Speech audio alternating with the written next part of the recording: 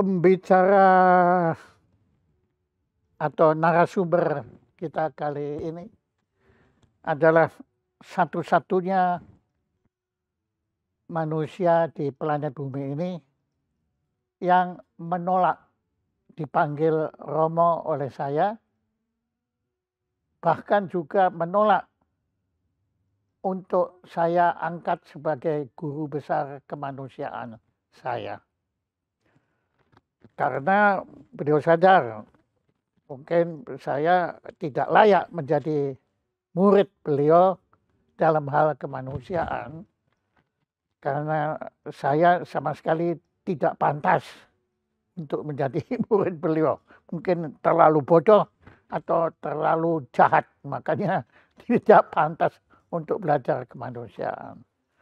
Tapi penolakan beliau itu tidak mencegah saya, tidak mengurangi semangat saya untuk menghormati beliau sebagai seorang pejuang kemanusiaan. Perkataan pejuang kemanusiaan ini juga ditolak oleh beliau. Beliau menyebutnya beliau bukan pejuang tapi pekerja kemanusiaan. Ya tapi saya nggak pedulilah. Karena saya lebih tua dari beliau, maka saya berani memaksakan kehendak saya bahwa beliau adalah seorang pekerja kemanusiaan. Yang saya tahu benar, saya amati dari kejauhan pada waktu itu bagaimana beliau membela rakyat tertindas pada waktu tragedi Kuda Tuli. Kemudian juga membela rakyat tertindas pada masa tragedi Mei 98. Dan yang terakhir adalah, yang saya tahu adalah bagaimana beliau secara lahir batin berkorban habis-habisan untuk membela atau berupaya membela warga Budi Guri dari penggusuran secara sempurna melanggar hukum. Yang menarik adalah justru karena beliau membela kaum tertindas ini, beliau bukan mendapat pujian, tapi malah hujatan. Dan bukan hanya hujatan, beliau bahkan diadili pada waktu Kuda Tuli, dan itu beliau diadili, bahkan divonis hukuman penjara yang syukur alhamdulillah tidak dilaksanakan karena kebetulan seorang tokoh yang membela beliau. Jadi beliau membela, tapi ada juga yang bela beliau, yaitu tidak kurang dari Gus Dur menjadi presiden Republik Indonesia, maka sirna semua vonis itu.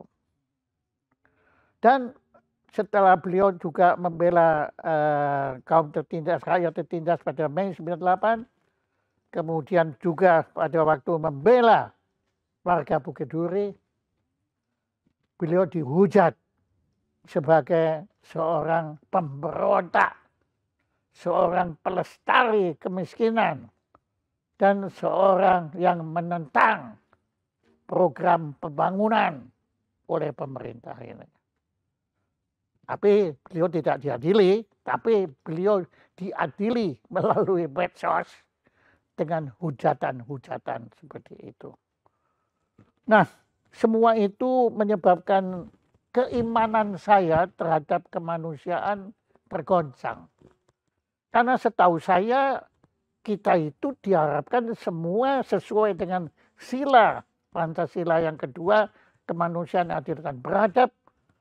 Kita ini dianjurkan untuk berbuat kemanusiaan. Tapi kenapa sekarang seorang tokoh yang melakukan itu, yang tidak mengharapkan pujian, tetapi beliau malah dihujat? Nah, tokoh itu tidak lain tidak bukan adalah Sandiawan Sumardi. Maka kali ini saya memanggil beliau tidak dengan gelar Romo, tapi kan karena beliau akan marah, maka saya panggil dengan Bapak Sandiawan Sumardi. Mohon berkenan Anda berkisah sebetulnya apa sih filsafat kemanusiaan Indonesia itu. Dengan pengalaman yang Anda alami. Itu semua, nah saya yakin Anda jauh lebih berhak untuk bicara filsafat kemanusiaan Indonesia ketimbang siapapun di planet bumi ini. Karena Anda bukan hanya sekedar belajar, Anda bukan hanya sekedar membaca buku, tetapi Anda mengelakoni secara jiwa raga dan lahir batin dalam berjuang untuk menegakkan pilar-pilar kemanusiaan adil dan beradab di persada Nusantara tercinta ini. Silakan Bapak Sandiawan Sumardi. Baik. Terima kasih Pak Jaya Suprana.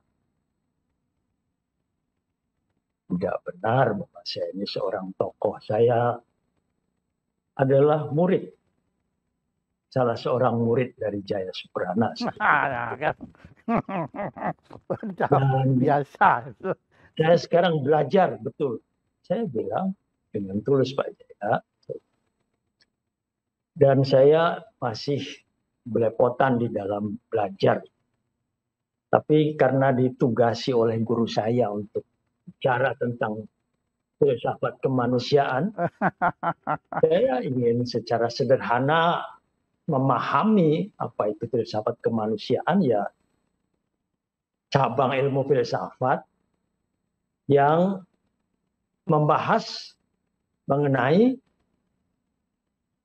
makna hidup manusia. Manusia yang seperti juga alam raya yang melingkupinya, penuh misteri. Manusia justru karena punya perasaan, pengetahuan, pengalaman, dan intuisi yang sangat unik, maka ia menarik sebagai sesuatu yang bergerak, sedang menjadi.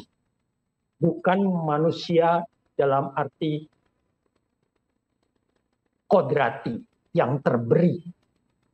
Karena saya memandang dalam filsafat manusia itu ada dua model pendekatan.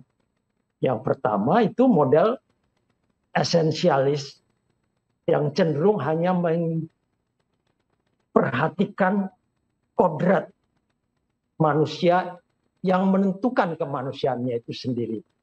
Eksistensi kemanusiaan itu ditentukan oleh kodratnya yang terberi dari sononya.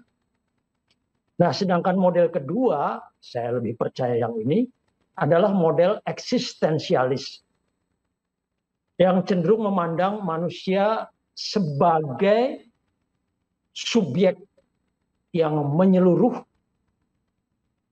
utuh, yang sedang menjadi, being atau becoming. Jadi saya memandang manusia itu makhluk yang gelisah sebetulnya. Nah, model eksistensialis ini memang kurang percaya pada model esensialis yang kodrat terberi itu. Tapi saya ingin melihatnya begini, dari pengalaman hidup saya sendiri. Pemahaman, pemaknaan yang terus bergerak secara dialektis itu saya peroleh dari pengalaman keterlibatan. Apakah keterlibatan itu? Bagi saya keterlibatan adalah percakapan menyeluruh, total conversation, dengan pengalaman hidup saya, dengan pengetahuan, dengan berita, ya dengan pengetahuan bisa sosial, ekonomi, matematika, estetika, apapun juga, astrologi, tapi juga dengan peristiwa. Berdialog dengan peristiwa, berdialog dengan derita, berdialog dengan kegembiraan, tapi juga berdialog dengan kebangkitan manusia. Itulah keterlibatan yang saya alami sendiri.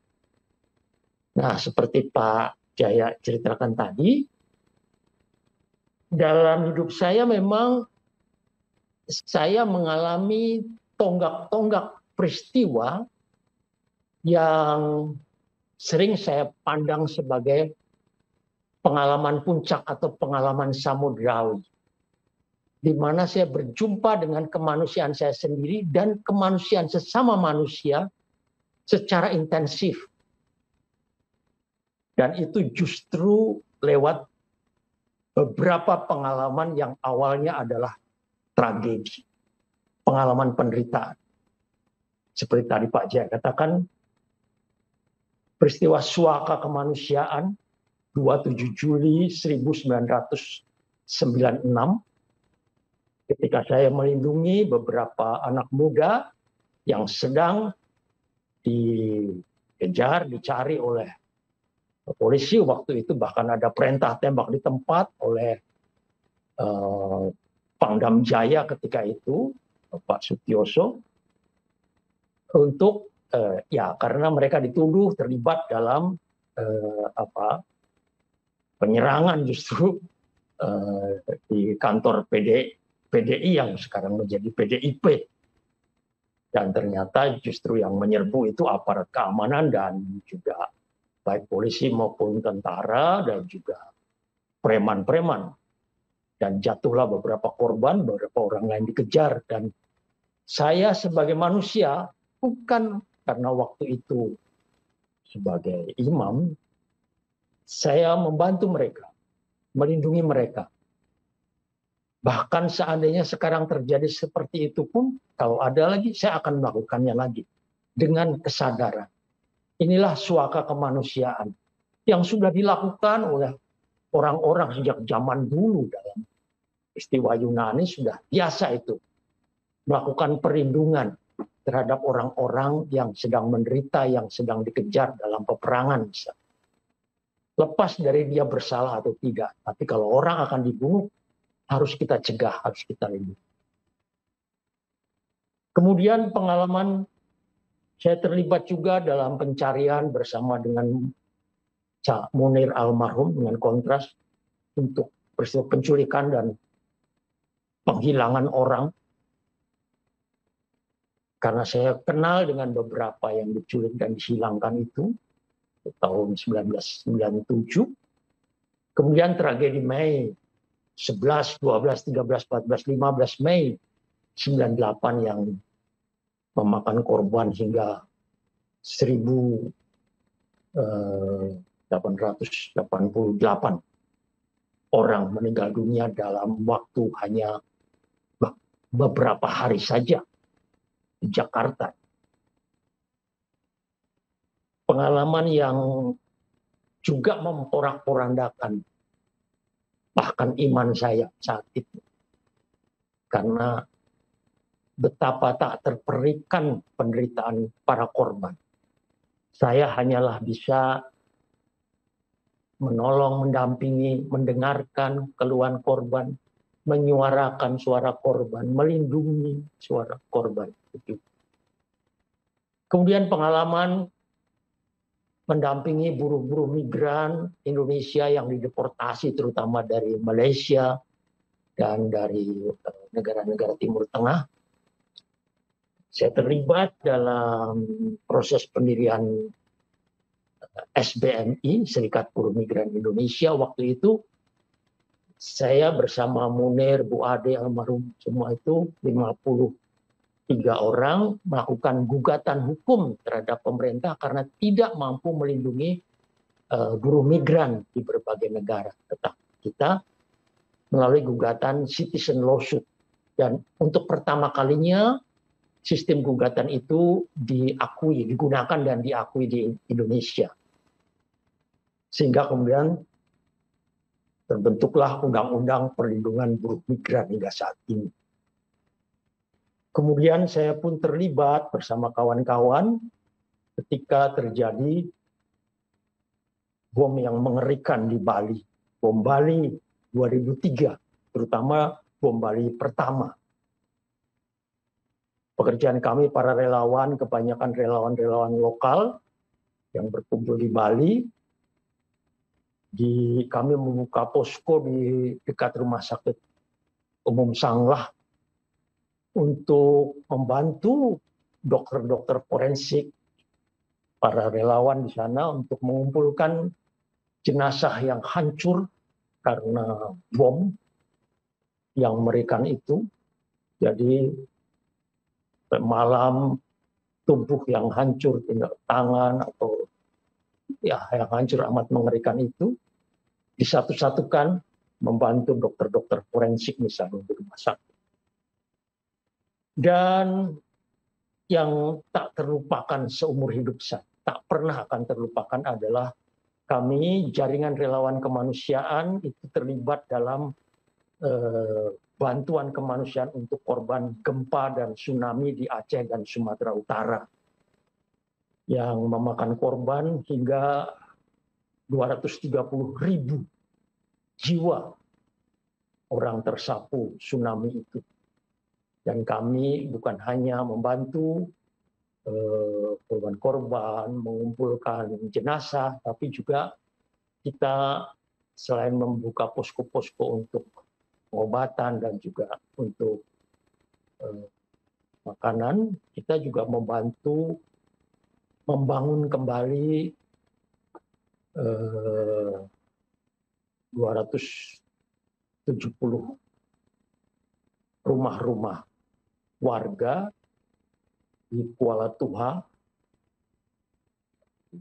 Aceh Barat itu, juga membangun masjid yang besar, membangun menasa, membangun juga sekolah madrasah. Dan juga kita membangun pasar ikan yang besar, termasuk membangun 4 perahu penangkap ikan yang besar untuk warga. Kami kerjasama dan relawannya itu dari seluruh penjuru pulau di Indonesia. Berkumpul di Jakarta, kemudian berangkat ke Aceh. Berkali-kali selama 2,5 tahun kerja. Lalu ada juga tentu seperti yang Pak Jaya katakan tadi, pendampingan korban-korban. Jadi di Jakarta itu contoh yang paling mengerikan di mana kaum miskin urban itu menjadi korban dalam perang ruang kota antara para pengampu kepentingan, warga, rakyat jelata, sektor informal. Di situ para pengampu itu termasuk juga para akademisi ada, kemudian ada juga para profesional yang lain, tapi juga ada pemerintah, dan ada juga para pemilik modal, para pengembang. Nah, berebut ruang kota, warga miskin urban itu tinggal di ruang-ruang sisa. Mereka menjadi korban-korban penggusuran yang brutal. Sejak tahun 1990, kami mendampingi komunitas-komunitas itu, baru secara intensif sejak tahun 2000 sampai sekarang, kami mendampingi komunitas di Bukit Duri yang kami dampingi secara agak komprehensif, mulai dari proses pemberdayaan masyarakatnya, artinya bagaimana warga kita yakin bahwa kaum miskin itu memahami sejarah kehidupannya sendiri, mengenal energi daya dalam hidupnya untuk bangkit, untuk membangun, tapi juga dia mempunyai rasionalitasnya sendiri. Sehingga orang luar kalau datang harus bertanya, harus mengintegrasikan hidupnya ke situ untuk bisa membantu memberdayakan hidup mereka. Dan itu yang kami lakukan, termasuk juga dengan pendataan, lalu juga ada proses advokasi hukum. Ya, sangat panjang dari 2016 sampai 2022 sampai sekarang. Sehingga kami dibantu oleh Pemprov DKI untuk mendirikan kampung susun produktif tumbuh Cakung yang baru saja diresmikan. Kami bersyukur dan berterima kasih kepada banyak pihak. Dari sini saya ingin merumuskan betapa seluruh itu kami gunakan dengan prinsip bahwa kami berusaha berada dalam satu perahu dengan para korban, terutama korban-korban dari sistem pembangunan yang mengorbankan justru kaum kecil itu. Lalu kami juga bersikap independen, non-partisan, non-sektarian juga. Nah, prinsip ini pada dasarnya sebetulnya meyakini bahwa justru ketika manusia berada pada titik nadir pengalaman penderitaannya, pada tragedi hidupnya, pada dasarnya setiap manusia itu dapat menggunakan, mendayagunakan, termasuk juga melestarikan sisa-sisa kebebasan nuraninya. Ketika kita dipukul, kita tinggal punya kebebasan pikiran, kebebasan perasaan, tapi kebebasan hidup ini masih kita miliki. Dan kebebasan inilah yang berkaitan dengan rasa cinta yang mendalam akan kehidupan itu sendiri, akan nyawa orang lain, rasa tanggung jawab yang kuat, inilah yang menjadi dasar mengapa kita harus melanjutkan hidup, harus membangun kehidupan sesama ini. Maka manusia tidak bisa kita jumpai makna hidupnya kalau tidak ada dialektika antara derita, kematian, dengan kasih dan harapan. Ketika manusia datang pada orang yang menderita, dia mesti membawa kasih, rasa tanggung jawab untuk menolong dia, ketergerakan hati untuk membantu dia, tapi juga menyelami. Saya sendiri mengalami, dengan dekat pada korban, kita sendiri ikut menderita. Kita sendiri ikut sakit. Tapi itu konsekuensi dari manusia hidup. Penderitaan itu tidak bisa kita ingkari. Harus kita arungi. Dan justru dengan mengarunginya, kita bisa mengungkapkan sisa-sisa kebebasan kita untuk menyelamatkan kehidupan itu sendiri. Maka saya percaya bahwa dengan dasar kasih, rasa tanggung jawab, dan harapan yang ada pada kita, betapapun menderitanya kita itu bisa membangun kehidupan lagi. Nah, tentang filsafat Indonesia, saya ingin melihat Indonesia itu dalam 3 hal.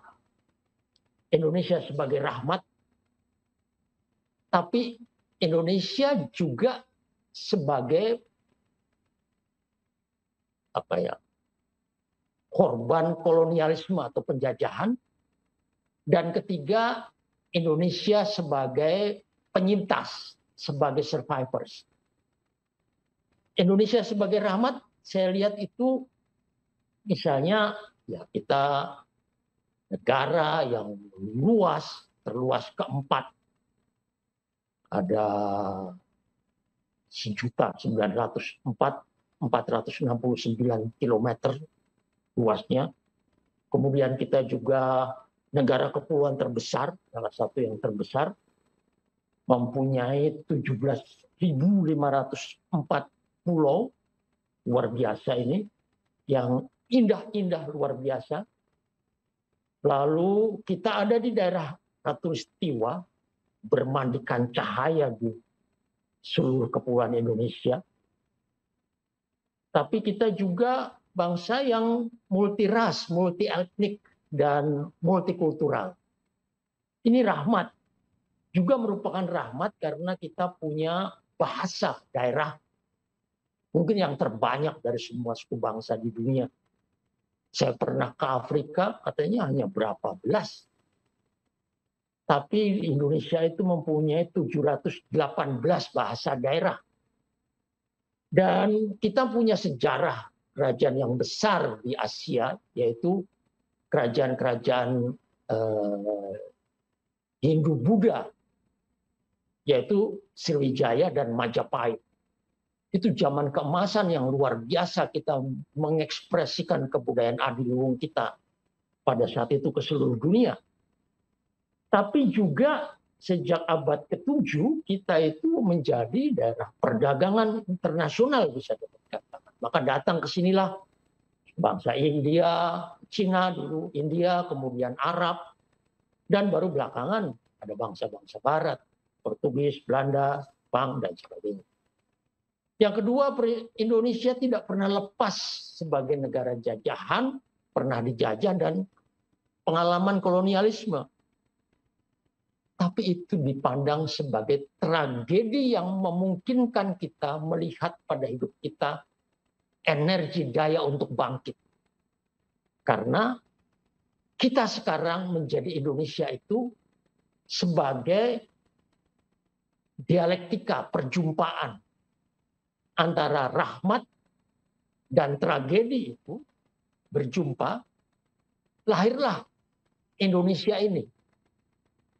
Maka Indonesia bukan satu yang kodrat yang sudah dari sononya tidak bergerak secara statis. Jadi tidak.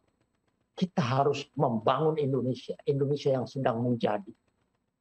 Inilah filsafat Indonesia. Maka saya percaya pada kata itu yang sering muncul ya di dalam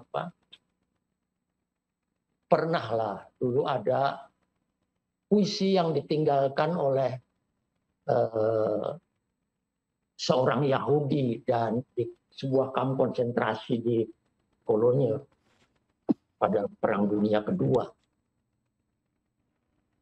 I believe in the sun even when it is not shining. Aku percaya pada matahari meskipun dia tidak bersinar. I believe in love. Even there's no one there. Meskipun tidak ada seorang pun ada di sana. Meskipun saya tidak merasakannya. I believe in God even when He is silent. Aku percaya pada Tuhan meskipun Dia tengah diam. Tapi keyakinan seperti ini yang membuat kita bisa bergerak terus sebagai manusia Indonesia. Terima kasih. Iya. Jadi dari apa yang Anda tadi kisahkan, saya merasa bangga terhadap diri saya sendiri. Karena saya ternyata tidak keliru mengangkat Anda sebagai guru besar, maha guru kemanusiaan saya. Karena tadi saya perhatikan apa yang Anda ucapkan itu bukan berasal dari ini Anda saja, tetapi juga dari sini. Yaitu kalau di Jawa disebut sebagai rasa. Anda tidak bicara dengan otak Anda, tetapi Anda bicara dengan nurani dan sanubari. Nah, dan semua keluar demikian tulus, tanpa pretensi. Tadi Anda sebutkan, Anda tidak mau terikat kepada sekterian, tidak mau terikat pada partisan, tidak mau berlibat. Bahkan menurut saya juga Anda tidak mau terlibat dalam agama, tapi Anda di atas itu semua. Sehingga dari Anda pula saya itu belajar untuk sementara ini saya meyakini bahwa kemanusiaan adalah mahkota peradaban. Apapun yang dilakukan oleh manusia apabila tidak berorientasi pada kepentingan kemanusiaan, maka rawan bukan lagi menjadi kemanusiaan, tapi menjadi keaiban, kemaksiatan, keburukan, dan lain-lainnya itu tadi. Bapak, saya selalu mulut saya mau ngomongnya Romo, tapi oke lah, saya paksakan untuk mengenal Anda Bapak. Pada saat saya perhatikan, pada saat Anda berbuat kemanusiaan, apakah Anda itu sedang mencari kesempatan untuk menjadikan diri Anda orang baik? Ya, karena ya nanti dulu nanti ya nanti silakan Anda ya nanti bantah silakan. Tapi karena banyak sekali orang yang menganggap bahwa para pejuang kemanusiaan ini seperti Anda, termasuk Ibu Teresa, mereka itu sekedar sedang berbuat sesuatu demi kepentingan mereka sendiri. Apalagi bagi mereka yang percaya bahwa setelah kehidupan ini ada yang disebut sebagai surga. Maka kita mati-matian berusaha berbuat kemanusiaan, berbuat kebaikan agar kita masuk surga, agar kita tidak masuk neraka. Jadi kita melakukan sesuatu karena berdasar ancaman atau berdasar reward, berdasar hadiah. Ya saya tahu ini pasti Anda bantah, tadi Anda sudah begini ya, tapi monggo. Karena saya tidak berkesempatan ketemu dengan Ibu Teresa. Maka di samping Ibu Teresa ya sekarang yang masih hidup adalah Anda. Maka saya saya yakin Anda sependapat dengan beliau ya, karena beliau juga mengalami nasib seperti Anda.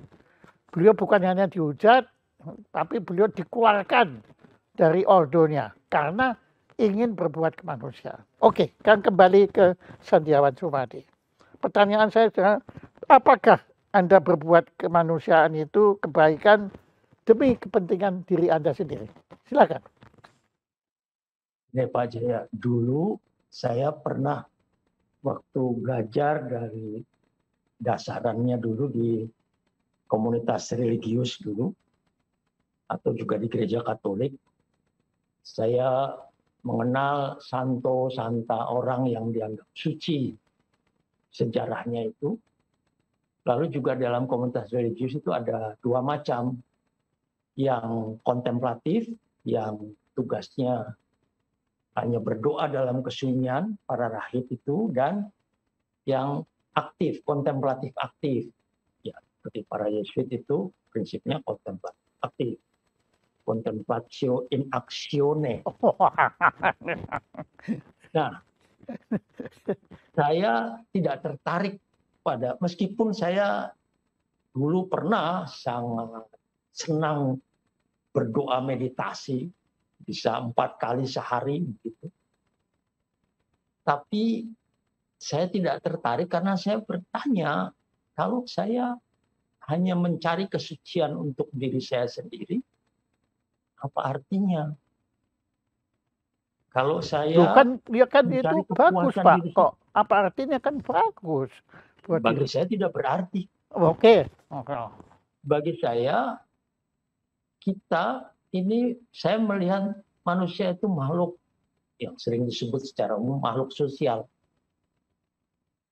dia baru merasa berarti ketika dia berbuat sesuatu untuk orang lain, bukan hanya untuk dirinya sendiri. Saya pernah dulu, karena saya beragama Katolik, itu ada yang namanya sakramen perminyakan. Saya pernah sakit parah. Saya itu 5 kali menerima sakramen perminyakan. Karena sudah Karena dianggap akan hampir 5 game kali gitu ya. hampir mati. Ya. Dianggap sudah saatnya.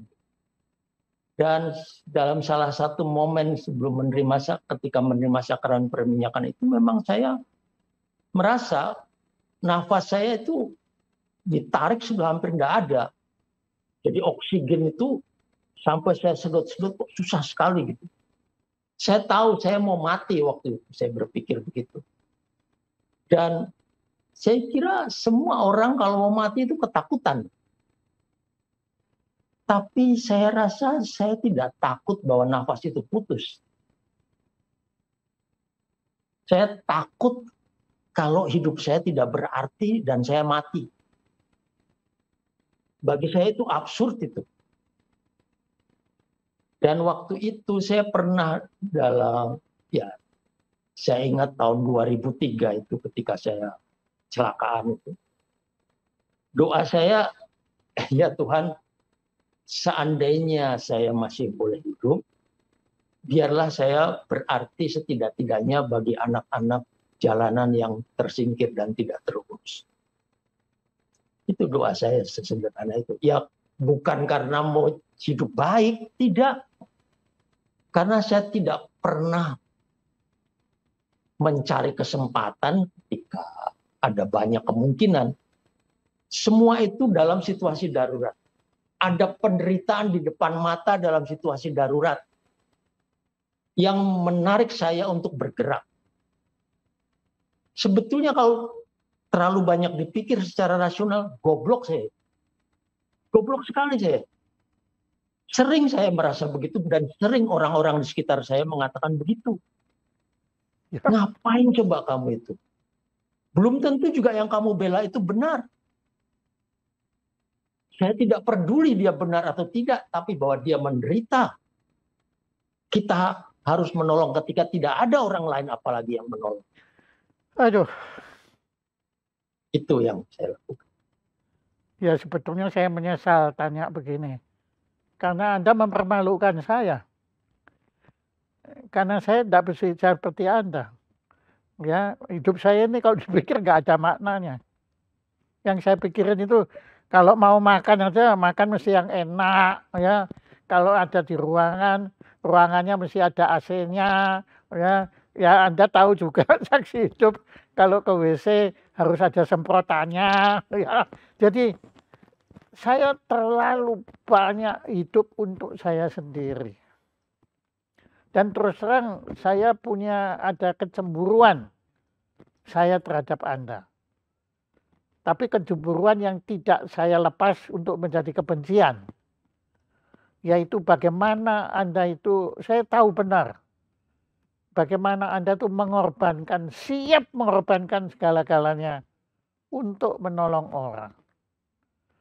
Dan itu bagaimana Pak? Prosesnya kok sampai Anda punya keyakinan itu, tadi kan Anda cerita dulunya semula Anda nggak sadar kan, tapi saya tahu yang dapat dihitung itu pada saat ini Anda punya anak itu adalah 17, itu yang bisa kehitung. Yang tidak bisa dihitung nggak terhitung lagi banyaknya ya. Termasuk saya ini sebetulnya nggak Anda hitung sebagai anak Anda, padahal ya saya ini sebetulnya sudah menjadi anak didik Anda. Nah, bagaimana Pak proses Anda itu dari peduli terhadap diri sendiri sehingga Anda juga peduli terhadap orang lain? Ya, pernah saya dituduh Sandiawan itu masokis, artinya suka dengan suasana penderitaan. Oh, masokis, yes. Ya, saya pun tidak tahu lah ya, apakah saya begitu. Bahkan waktu sesudah tragedi Mei, saya pernah diundang oleh dosen-dosen psikologi dari Jakarta dan dari Bandung. Saya ditanya, bagaimana mungkin mendampingi banyak orang, begitu banyak orang menderita, dan tidak selalu Anda bisa menolong juga, kadang-kadang tidak bisa apa-apa. Kok Anda tidak sakit jiwa? Ya. Saya jawab, siapa yang tahu saya tidak sakit jiwa? Saya tidak tahu, kan yang tahu orang lain. Mungkin saya memang masokis loh Pak. Mungkin juga saya tidak tahu, dan dalam arti tertentu saya tidak peduli Pak. Yes. Karena ya saya hanya merasa bahwa saya diberi kesempatan hidup, terus beberapa kali akan mati, diberi kesempatan hidup lagi. Ini sebuah mission. Ada mission dalam hidup saya. Terutama kalau ada penderitaan, sesudahnya tentu, dalam refleksi sesudahnya, saya sering sekali menemukan mission di dalam kerja kemanusiaan itu. Jadi mission itu tidak ditentukan sebelumnya, tapi justru ketika kita sedang di tengah keterlibatan itu, saya melihat ada misi. Ya seperti Viktor Frankl itu yang melihat di depan sana itu ada orang-orang yang harus saya perjuangkan untuk hidup, maka saya harus berjuang sungguh-sungguh. Begitulah yang saya hayati, setidak-tidaknya seperti itu. Dan tentu saya banyak sekali keinginan-keinginan manusiawi saya yang ingin dipenuhi. Siapa tidak ingin hidup sejahtera, siapa tidak ingin ya mapan. Semua orang saya kira ingin mapan, saya pun begitu. Saya juga ingin pinter seperti Pak Jaya, ingin dapat gelar. Tapi saya bukan apa-apa. Saya terima keadaan ini dan saya jalani dengan sedapat mungkin bermakna. Begitu. Saya bukan orang putus asa dengan ini. Saya tahu juga keterbatasan. Sering sekali saya tidak bisa buat apa-apa. Betul-betul tidak bisa menolong orang. Sering saya dalam kondisi seperti itu. Dan itu menyakitkan untuk saya. Ketika saya itu sama seperti waktu kita sakit, Pak. Kita tidak bisa apa-apa, kita tergantung pada orang lain, diurus orang lain. Saya paling benci diurus orang lain, tapi akhirnya kan diurus orang lain. Iya. Seperti Pak Jaya juga kan. Tapi itu pengalaman begitu juga. Kalau kita merasa bahwa aduh dulu saya yang begini ini saya lakukan bisa, tapi sekarang orang minta tolong. Nah sekarang ini karena ya dikenal orang, seringkali orang dari Papua, orang dari Aceh, orang dari Kalimantan minta tolong, menelpon, menceritakan kondisinya, menceritakan Kalimantan itu masyarakat adat itu, aduh yang digunduli hutannya karena perkebunan sawit yang dikembangkan itu. Mereka menderita sekali dan tidak bisa menolong saya. Betul-betul terbatas. Juga untuk terbang ke sana kemari kan juga butuh biaya Ya mungkin itu excuse saya karena dulu saya bisa cari uang untuk itu. Sekarang sulit sekali, bahkan untuk sehari-hari sekarang ya hanya dari bantuan spontan dari kanan kiri, tapi saya tidak ada lembaga donor, sudah lama sejak tahun 2018 tidak ada lembaga donor lagi. Nah, yang seperti ini, keterbatasan seperti ini saya alami dan kadang-kadang memang tidak bisa menolong sama sekali.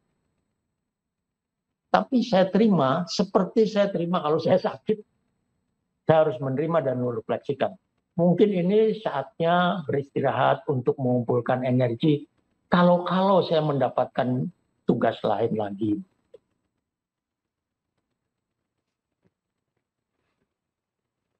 Iya.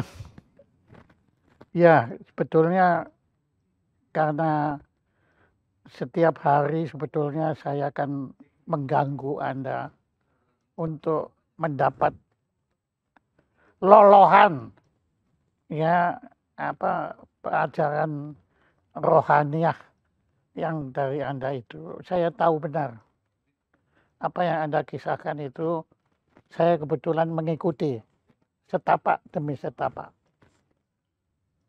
Saya tahu benar bahwa karena Anda membela warga Kuduri, maka tidak ada lembaga donor yang berani membantu Anda. Dan itu diucapkan oleh beberapa sumber, beberapa lembaga donor ini langsung kepada saya. Maupun tidak secara langsung. Tapi supaya sadar bahwa itu memang. Jadi di sini memang bukti bahwa berbuat kemanusiaan itu tidak mudah. Betul, Bapak Sandiawan Supardi, kesimpulan itu berbuat sangat tidak mudah. Saya juga seandainya disuruh memilih ya tentu saja semua orang kalau secara spontan ingin memilih hidup enak aja, hidup mapan, hidup yang tenang. Tapi ketenangan itu sebuah kemewahan dalam arti tidak gangguan. Ketenangan saya justru dalam ketidakteraturan dan ketidaktenangan saya. Ya. Wah, Anda mulai eksistensialis. Keberadaan Anda dalam ketidakberadaan dan ketidakberadaan dalam keberadaan. Oke. Ya, tapi yang saya nggak berani Anda nggak berani melawan Anda itu. Kalau Deka itu saya berani lah lawan ya, Sartre saya lawan, semua saya lawan lah. Ya, tapi kalau Anda saya itu nggak berani Pak. Karena Anda ngelakoni. Bang, saya kocar-kacir gitu. Anda kocar-kacir kan Anda ngelakoni. Kan itu bagian dari lakon Anda kocar-kacir itu kan. Anunya situ. Anda kata, dan ini sekarang ya saya jahil Pak. Saya bereksperimen dengan pikiran. Pakai andai katamologi. Andai kata Anda sekarang Tuhan datang ke Anda, ya, Tuhan kita kan, ya, kita kan sepaham dalam Tuhan loh. Sandiawan, kamu mau nggak saya ulang lagi dari awal, ya, mulai Anda dilahirkan tahun berapa? 58. Ya, oke. Makanya kamu dilahirkan kembali di Jeneponto ya tahun 58. Tetapi kemudian saya suruh ulang lagi apa yang Anda alami atau kamu berbuat lain dengan apa yang Anda alami. Bagaimana? Ya, saya akan mengikuti apa yang diajarkan alam. Kalau alam mengajarkan saya untuk hidup tenang, memang tidak ada penderitaan saya senang hidup di alam. Saya jadi petani mungkin, saya jadi apa? Atau jadi pengusaha sukses, ya. Dan Anda malah menggusurin nanti kan? Ya, kalau itu enggak. Oh, kalau itu enggak mau. Kenapa? Kenapa enggak mau? Ya itu tadi saya tidak menjadi. Saya kehilangan makna dalam hidup saya. Oke. Ya. Dulu Pak Jaya, saya waktu masih inilah idealisme hidup religius itu, saya itu pernah percaya pada satu ungkapan dalam Perjanjian Lama. Itu ada dalam kitab Mika bab 6 ayat 8. Itu dikatakan, hanya ini yang dikehendaki Yahweh. Hanya ini. Bertindaklah dengan adil, cintailah dengan kasih setia, dan berjalanlah bersama Tuhan Allahmu dengan rendah hati. wah saya ingin sekali bisa memenuhi itu dalam hidup. Karena saya merasa prinsip itu membuat saya lebih bermakna. Memang Pak Jaya, dengan ungkapan ini saya akui bahwa pandangan saya tentang kemanusiaan itu semacam humanisme transendental. Saya masih percaya bahwa manusia dengan kemanusiaannya sendiri tidak akan mampu menyelami, apalagi menguasai dunia sepenuhnya. Kita senantiasa terbatas. Ada kekuasaan alam semesta yang tak terjangkau. Saya meyakini.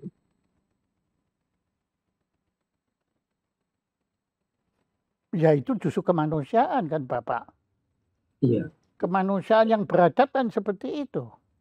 Ya. Yang Anda ungkapkan itu. Kalau kemanusiaan yang biadab, ya tidak seperti itu. Anunya kan kalau ada yang beradab tentunya ada yang biadab kan. Tapi ya justru Anda itu adalah personifikasi kemanusiaan yang beradab.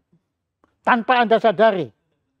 Ya Anda tidak ada kesengajaan Anda menjadi, ya itu tadi kan Anda tidak pernah mau minta dianggap sebagai guru saya kan tidak pernah mau. Ya karena itu bukan tujuan Anda. Berbalik kenyataannya saya yang Iya, belajar. iya, sudahlah. Udahlah kalau untuk nanti gerjekan anunya agak beres itu. Gerjekan punakawan yang tidak akan selesai. Ya, Bapak. Oke. Nah, tapi begini Bapak, saya selalu mau ngomong-ngomong. Ini Pak, ini kebetulan saya ini selalu didampingi ini oleh ini ikan ikan cupang. Wah. Ya, yang ini kan juga ada yang ngajarin saya. Ini sampai saya selalu didampingi mereka berdua. Sini. Nah, apa yang belum saya tanyakan dan juga belum Anda sempat khotbahkan kebetulan yang menurut Anda perlu kita ketahui untuk kita bisa mendekati makna kemanusiaan, filsafat kemanusiaan Indonesia. Saya gunakan perkataan mendekati karena tadi sesuai dengan pernyataan Anda juga, kita nggak mungkin bisa tahu secara sempurna apapun di dunia ini, nggak mungkin. Nah, maka kita hanya berusaha mendekati kesempurnaan itu. Silakan Bapak Sandiawan Sumadi. Ya, kita di Indonesia saya rasa tidak bisa hanya memandang manusia sebagai makhluk individu. Karena pada kenyataannya Indonesia yang begini luas, ada begitu banyak pulau, ada begitu banyak kebudayaan, ada begitu banyak flora, fauna, ada gunung, ada lautan, ada segala macam di lingkungan kita. Itu juga menentukan eksistensi kita sebagai manusia Indonesia. Maka dari pengalaman hidup saya sendiri, saya itu sangat hormat orang-orang kuno Indonesia dulu yang dipandang atau dituduh animistik. Yang menganggap seperti orang-orang Indian juga, yang menganggap pohon itu hidup bisa diajak bicara, burung itu bisa beruang, itu bisa diajak bicara, termasuk apapun juga segala macam makhluk itu ada kehidupan. Dan saya percaya itu Pak. Ya. Dan saya kira dalam memandang manusia Indonesia itu harus dipandang dalam relasi utuhnya dengan lingkungan hidup, dengan binatang-binatang, dengan alam tumbuhan, dengan lingkungannya lah, dengan air, dengan sungai, dengan segala macam itu sebagai kesatuan. Itu tidak bisa dilepaskan dari semua itu, terutama di Indonesia. Kalau kita seperti itu, kita justru kehilangan marwahnya sebagai manusia Indonesia. Ya seperti pandangan filsafat Barat dan filsafat Timur. Bukan hanya bahwa kita itu dipandang manusia sebagai makhluk komunal. Misalnya ke depan saya kira penting ya, kepemilikan itu jangan hanya dipandang sebagai kepemilikan individu. Misalnya orang kaya mempunyai hektar-hektar tanah. Jadikanlah tanah yang luas itu sebagai tanah komunal. Masyarakat yang banyak. Berbagilah dengan orang lain, terutama yang berkekurangan. Kepemilikan komunal ini juga disetujui loh oleh Habitat Internasional. Jadi kepemilikan rumah secara komunal. Belajarlah hidup komunal kembali seperti nenek-nenek moyang kita dulu. Jangan kita kembali atau pergi ke arah yang individualisme brutal itu di dalam kapitalisme itu. Karena itu akan menghancurkan hidup kita sendiri. Ini pengalaman saya karena saya senang sekali bergaul dengan ikan. Saya piara di sini Pak Jaya, saya punya ikan.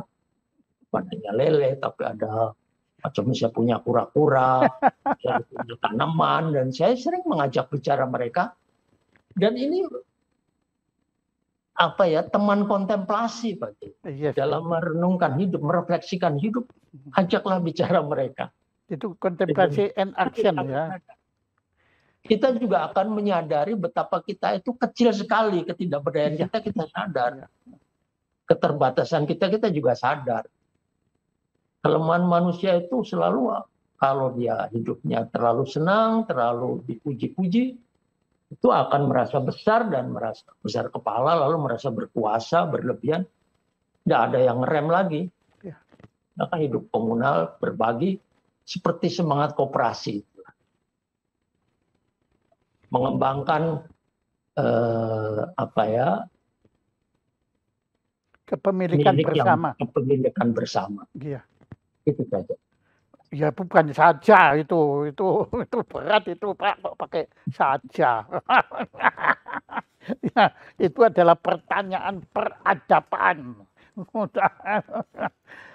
Bapak Sandiawan Sumadi, kita nggak punya apa-apa. Saya nggak tahu Anda sudah punya koleksi berapa, tapi saya tambahin lagi untuk memenuhi rumah Anda, untuk berdampingan dengan para ikan dan kura-kura Anda, ya di situ.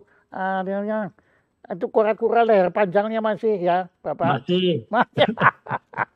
Ya dari Pak, kura-kura lehernya panjang lagi. Ini dari kami Jaya Spanyol memberi penghargaan, ucapan terima kasih kepada Sandiawan Sumadi yang telah berkenan menjadi narasumber dengan tema filsafat kemanusiaan Indonesia. Tepuk tangan untuk Sandiawan Sumadi. Terima kasih Pak Jaya dan seluruh kru Jaya Suprana Institute. Terima kasih.